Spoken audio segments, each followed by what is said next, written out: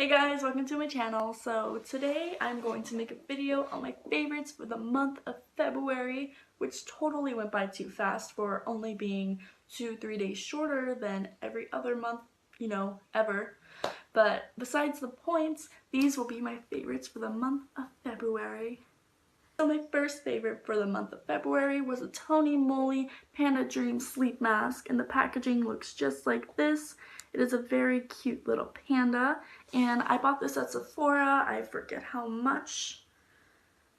Yes, it is not here, but of course there's instructions, which I cannot read because they're too small.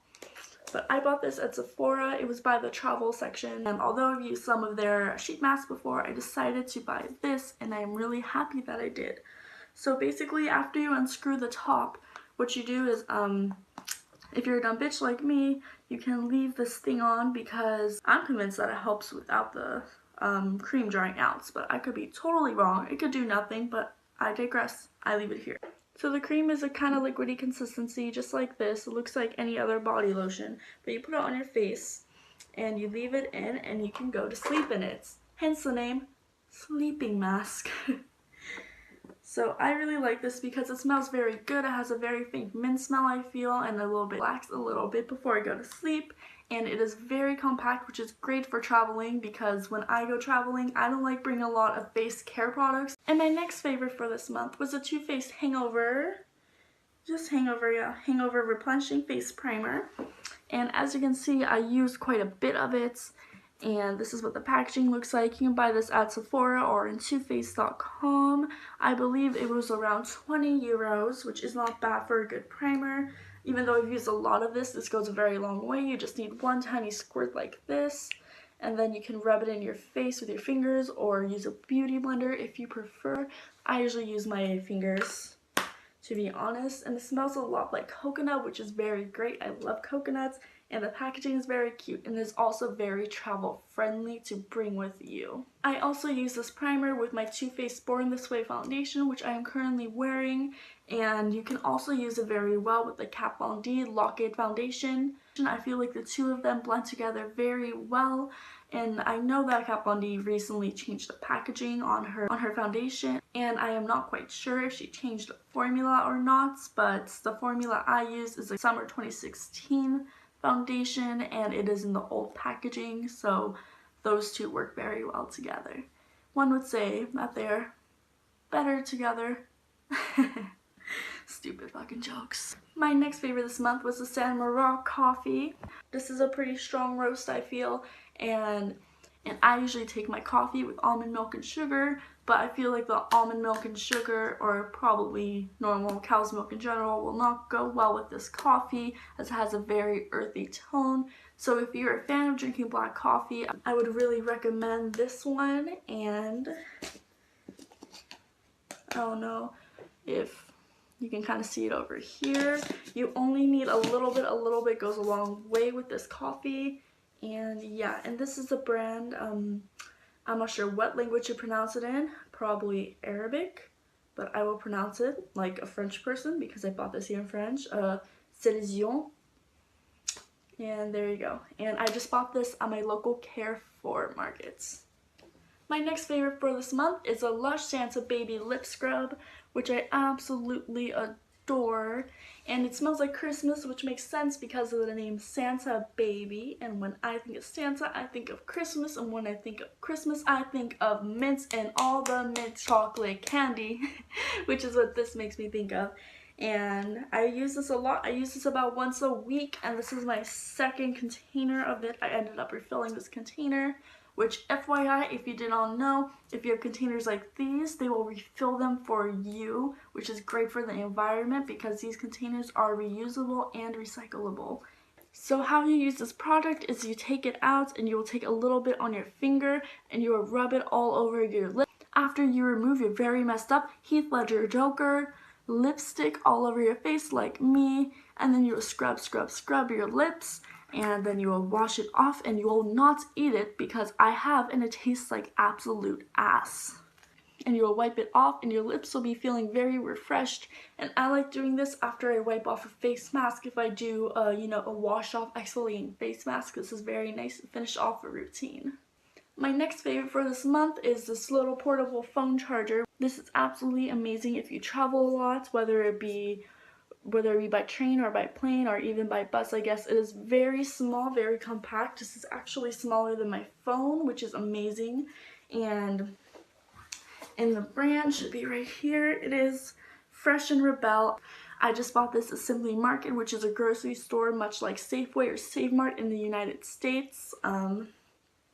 I bought this there for 13 euros, which is not a bad price for a portable phone charger. So how you do it is you have these two ports.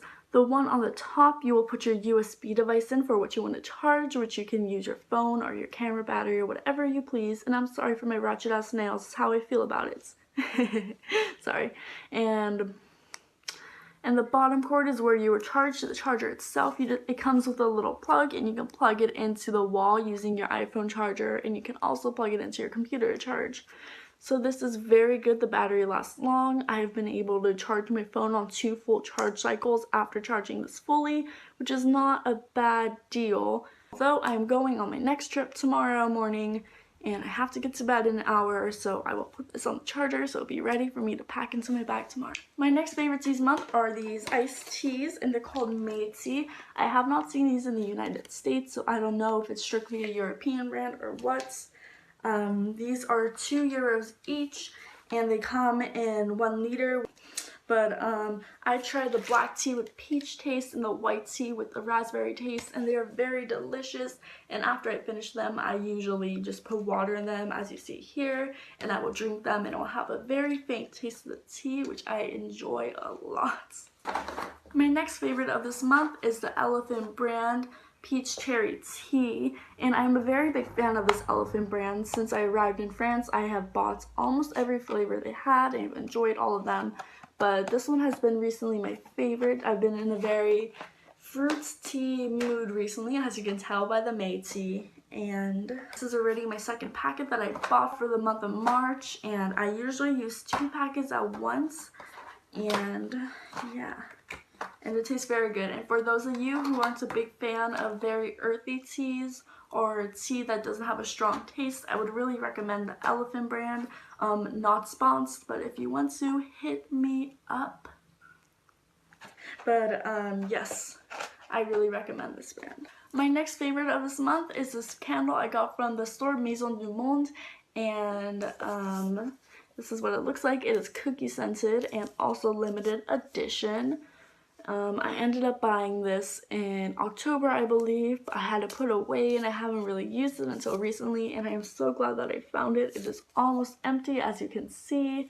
So basically, Maison du Monde is like the Target or Walmart's house section of a store, but it's basically just a whole store of house stuff. It's not quite an IKEA. It doesn't have like, you know, chairs and tables really. It's more like house decor, like little shelves, mirrors, organizers, blankets, pillows, stuff like that. I'm a very big fan of that store, and I am a very big fan of their candles.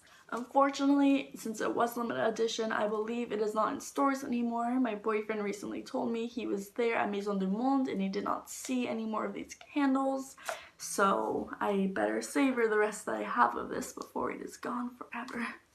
And my next favorite for this month is a Lush Sea Salt Hairspray. I really liked using this. I ended up buying this in Portugal, which is why it says cabelo on it, not hair or cheveux like in French. How I use this is since it has a very small stream, a small but powerful stream, I will show you guys. It sounds very dirty. So you can see that the stream it makes, it really doesn't spread out that much. It's a very straight shot, even if you hold it pretty far away from your head. So I usually put it in my hand, and I will go like this, and I will go through my hair, and then I will either leave it like that, but recently I have been preferring to Dutch braid my hair and put that in before, so when I take out my hair, I have some really, really nice waves going through, which are not happening right now because I didn't do anything to my hair. I washed it, and I left it a couple days ago. It's like 3-day, 2-day-old hair. So yeah, with this spray, it smells very nice. It has a very obviously sea salt smell. It smells like the ocean, which I very much enjoy because I'm from California. I absolutely love the ocean. I grew up by the ocean my whole life.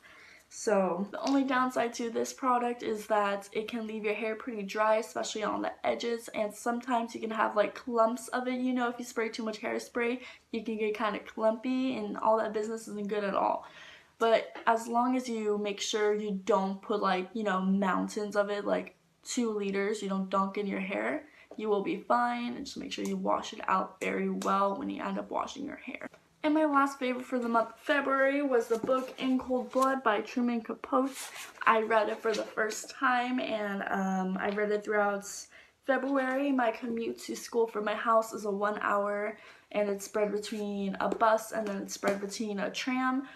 So I will usually read when I'm on the bus, which is about 20 minutes, and then I will take the tram, which will be about 15-25 minutes. But on the tram, usually you have to stand because it is very, very crowded when I go to school. But on the bus, I have sitting room, so I will usually read. So this is the book I read for the month of February, and it was a very good book, and I cannot explain it any better than what the back says, so I will just read the back really quick. On November 15th, 1959, in the small town of Holcomb, Kansas, 4 members of the Clutter family were savagely murdered by blast by a shotgun held a few inches from their faces. There was no apparent motive for the crime, and there were almost no clues.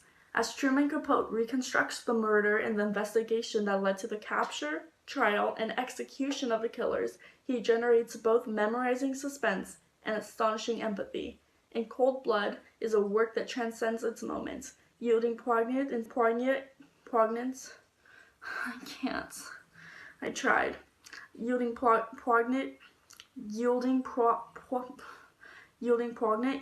into the nature of American violence.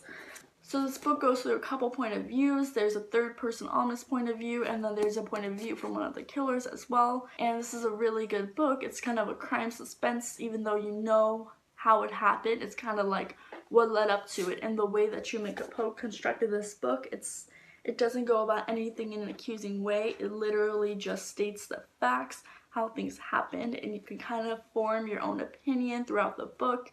And I felt my opinion grow from hatred towards empathy towards the killers, which is not surprising for me, honestly, because I usually tend to empathize with the killers, with the, you know, with the Slytherins, with the Voldemorts, the Hannibal Lecters. I usually tend to empathize with those people. But this was a really amazing book, and I really recommend that those who have not read it, read it. I did not have the chance to read this in high school like I know that some of my friends did, but reading this as an adult, I feel like I could appreciate this more as a piece of literature as compared to when I was 16, 17, stuck in a classroom with teachers who, you know, really didn't put efforts and their love of reading into what they assigned their students. So that's it for this week's video on my February monthly favorites. Please do not forget to give this video a big thumbs up. Subscribe to me if you haven't already. I will be posting videos every week, most likely Fridays or Saturdays. And please leave a comment down below telling me what your favorite book that you read in February was. And I will see you babes next week. Bye.